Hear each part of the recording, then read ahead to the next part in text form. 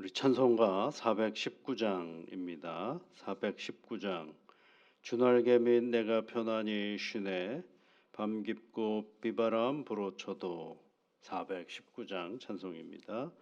주날개 및 내가 편안히 쉬네 밤 깊고 비바람 불어쳐도 아버지께서 날 지켜주시니 거기서 편안히 쉬리로다. 주 날개미 평안하다. 그 사랑 끊을 자니뇨. 주 날개미 내 쉬는 영혼 영원히 거기서 살리. 주 날개미 나의 피난처 되니 거기서 쉬기를 원하노라. 세상이 나를 위로치 못하나 거기서 평화를 누리리라. 주 날개미 평안하다. 그 사랑 끊을 자니뇨.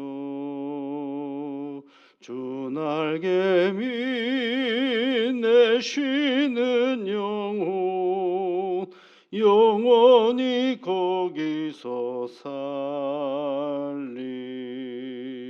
주 날개미 참된 기쁨이 있네.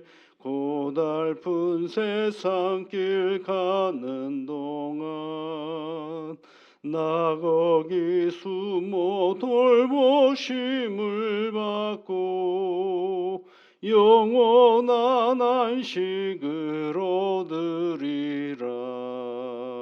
주 날개미 평안하다. 그 사랑 끊을 자니뇨. 주 날개미 내 쉬는 영혼 영원히 거기서 살리.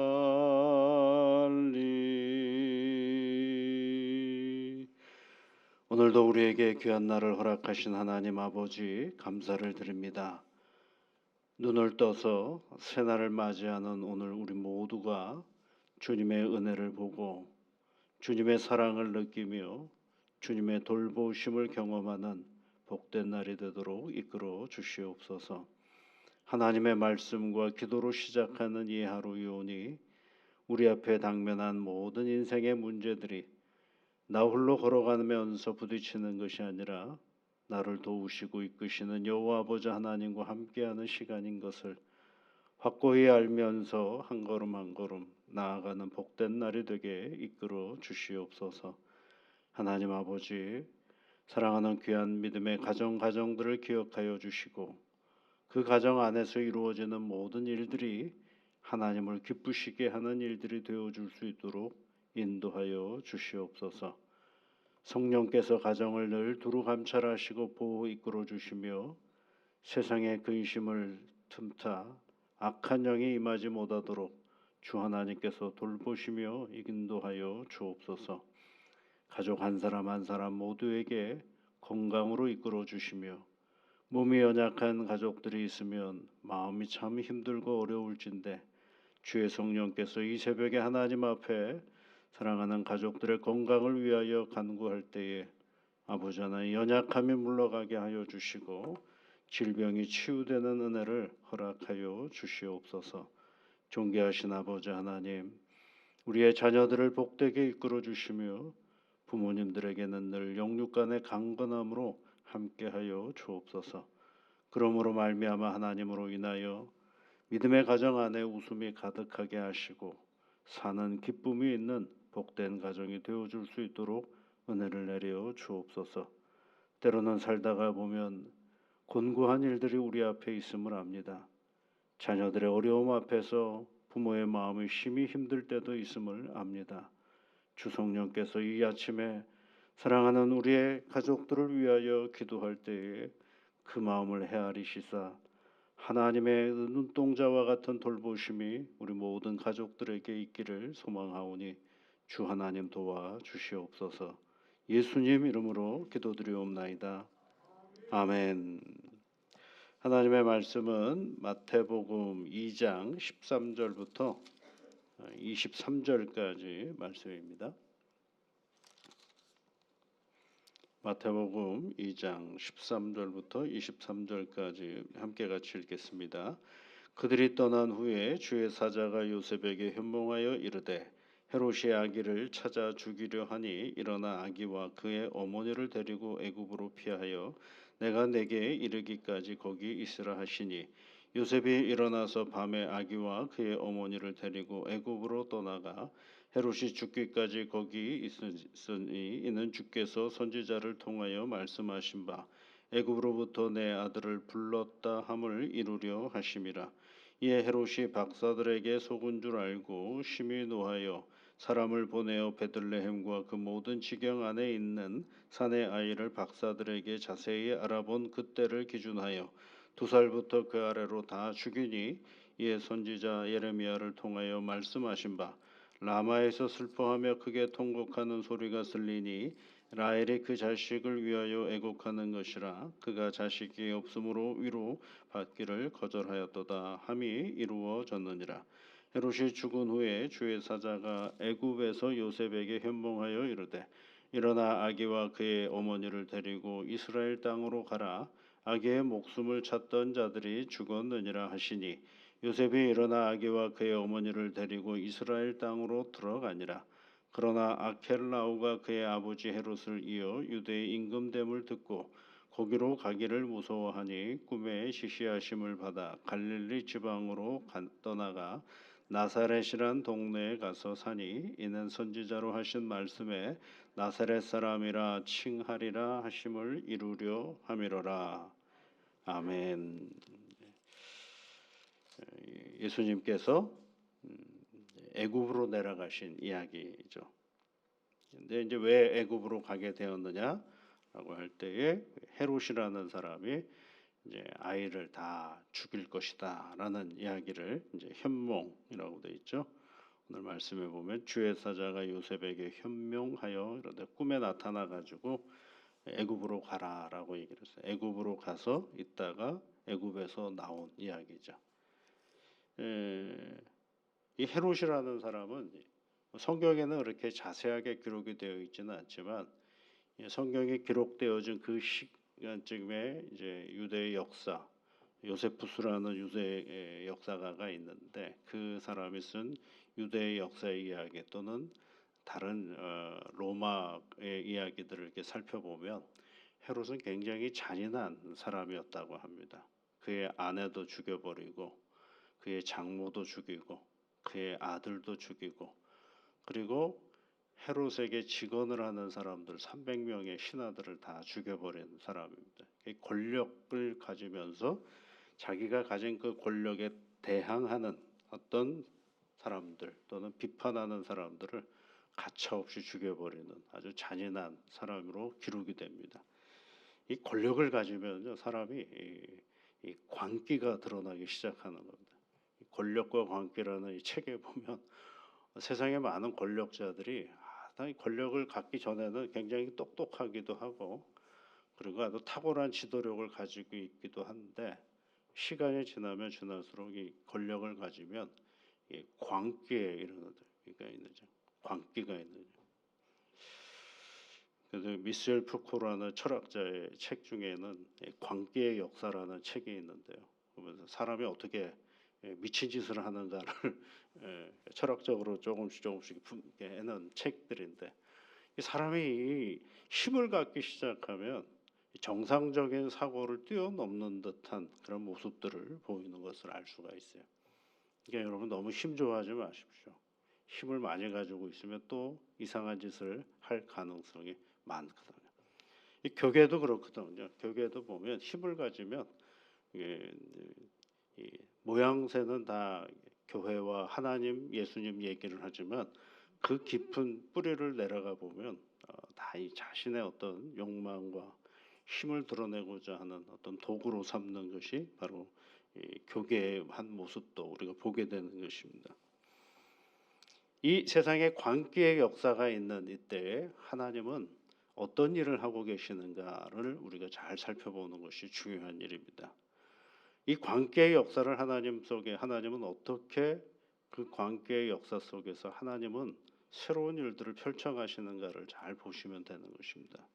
그래서 여러분 오늘 그런 두 살 이 사내 아이들 2살 그 계산해 가지고 2살부터 그 아래를 다 죽이는 이 역사 속에서 하나님은 어떻게 하나님의 구원의 이야기를 펼쳐 가시는가를 살펴보는 것이죠. 이제 그 일이 일어나기 전에 벌써 하나님은 어떤 일을 하셔요? 요셉에게 꿈에 나타나셔서 애굽으로 내려가라라고 얘기를 하시죠. 애굽은 다시 고대 근동 사회 속에서 애굽은 일정 정도가 뭐가 되냐면 유대인들이 살아가는 하나의 지역이었습니다. 그래서 알렉산드리아라는 지역에는 애굽의 그 아프리카 끝자락에 있는 한 도시인데 그 도시에는 유대인들이 거의 뭐 100만 명 이상 살았다라는 기록이 있어요. 그러니까 이 애굽으로 내려가는 것이 전혀 이상하지 않은 그러한 장면이죠. 이제 애굽으로 내려가서 거기서 일정 정도 시간을 지내다가 그리고 나서 다시 예루살렘으로 돌아가라라고 얘기를 합니다.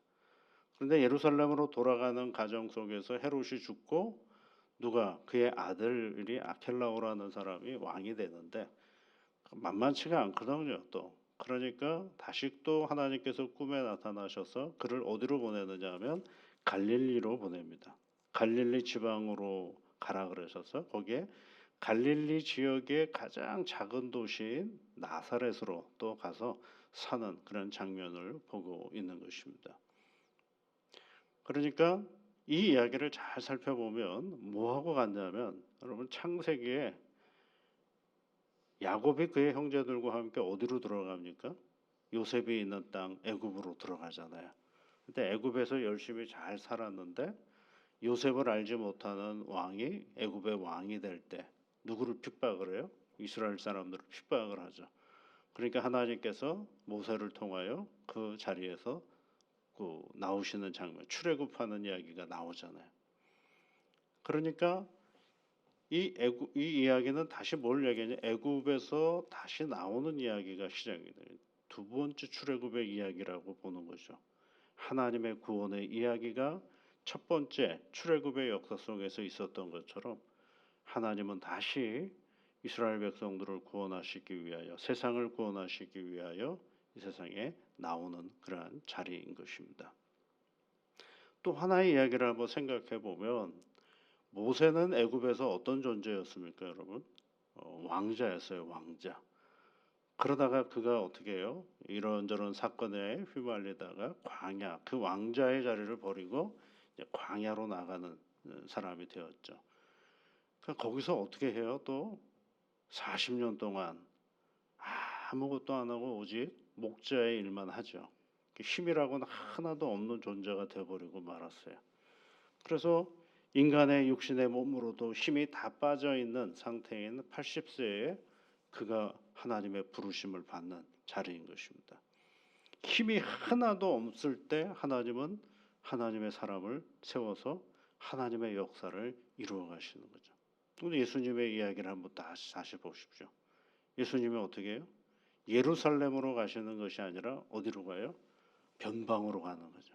갈릴리라는 지극히 작은 사람의 관심도 두지 않는 땅 갈릴리로 가서 거기서 또 어디로 가요?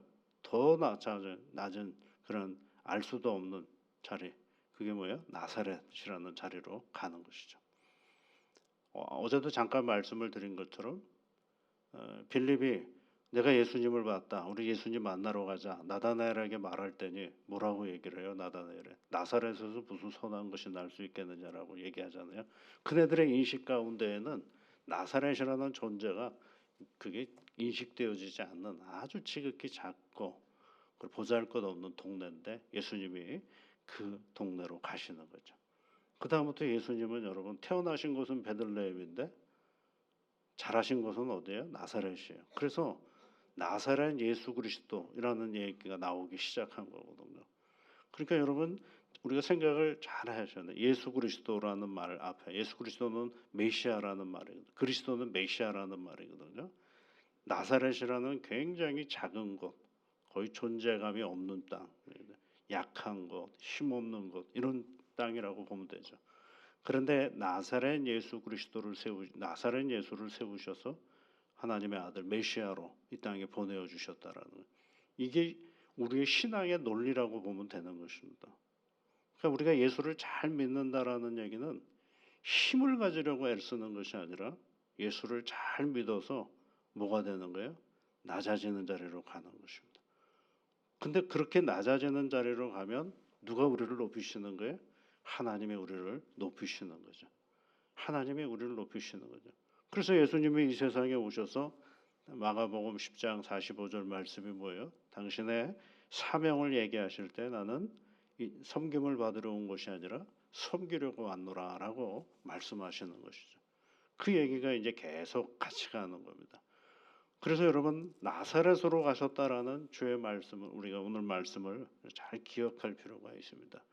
예수를 그리스도로 고백하며 믿음의 길을 걸어간다라는 건 내가 힘을 얻는 것이 아니라 하나님을 얻는 자리가 바로 이게 예수 믿는 믿음의 자리인 것입니다. 그래서 우리가 날마다 힘을 권력과 어떤 힘에 위해서 예수를 그리스도로 고백하는 것이 아니라 내가 예수를 그리스도로 고백하면서 뭐가 빠져나가는 거예요? 인간적인 나의 힘의 자리가 조금씩 빠져나가며 그 빠져나간 자리에 누가 채워가시는 거예요? 하나님의 능력이 채워가는 거죠. 그래서 이 이야기가 다시 이제 사도 바울로 연결이 되면 사도 바울이 그런 얘기 하잖아요. 내가 복음을 잘 전하기 위해서 내 몸에 있는 육체의 가시를 좀 제거해 주세요라고 기도를 하잖아요. 그렇죠. 복음을 잘 전하기 위해서 건강하면 얼마나 더 좋겠어요. 그랬더니 하나님께서 뭐라고 그에게 말씀하셔요? 나의 은혜가 너한테 족하다라고 얘기를 하잖아요. 그리고 나서 사도 바울이 뭐라고 얘기를 하느냐면 내 약함의 자리 속에 누가 머무르시는 거예요? 하나님의 은혜가 머무르시는 자리다라는 것을 알게 되는 거죠. 우리는요 아무리 강하려고 애를 써도 때가 되면 다 약해져가는 존재들입니다. 아무리 강하려고 애를 써도 약해져가는 존재들이거든요. 그런데 그 약해져가는 존재를 붙잡으시고 이끄시는 분이 누구예요? 하나님이시죠. 그걸 알면 오늘의 나의 약함은 뭐가 머무르는 자리가 되는 거예요? 하나님의 은혜가 머무르는 자리다라는 사실을 우리가 성경을 통해서 보게 되는 것입니다. 이제 나사렛이라는 동네에서 가서 사니 그래서 거기서 사셨어요. 그리고 나서 이제 그 다음 이야기가 바로 예수님의 이제 공생의 이야기가 시작이 되는 거죠. 어떻게 사셨는지, 어떤 탁월한 능력을 가지셨는지 이런 얘기가 하나도 없어요. 보통 위인전 같으면 그런 얘기가 좀 있어야 되지 않겠습니까? 예수님의 율법을 너무너무 잘 한 번 읽으면 10가지를 알게 되었다라는 둥. 예수님은 모든 사람들을 어릴 때부터 선함으로 대했다는 둥. 뭐 이런 얘기가 있어야 되지 않겠어요? 그런 얘기가 없어요. 그게 중요한 게 아니거든요. 더 중요한 건 뭐예요? 그분이 어떻게 하나님의 아들로서 우리와 함께 하시며 우리의 구세주가 되시는지를 마태는 이야기 풀어가고 있는 것입니다. 오늘도 여러분 우리가 새 하루를 시작할 때에 하나님 내게 힘을 달라고 이 기도보다는 나와 함께 해달라고 기도하시면서 이 하루가 시작되시기를 주의 이름으로 축복합니다. 기도하겠습니다. 하늘에 계신 우리 아버지, 아버지의 이름을 거룩하게 하시며 아버지의 나라가 오게 하시며 아버지의 뜻이 하늘에서와 같이 땅에서도 이루어지게 하소서. 오늘 우리에게 일용할 양식을 주시고 우리가 우리에게 잘못한 사람을 용서하여 준 것 같이 우리 죄를 용서하여 주시고 우리를 시험에 빠지지 않게 하시고 악에서 구하소서. 나라와 권능과 영광이 영원히 아버지의 것입니다. 아멘.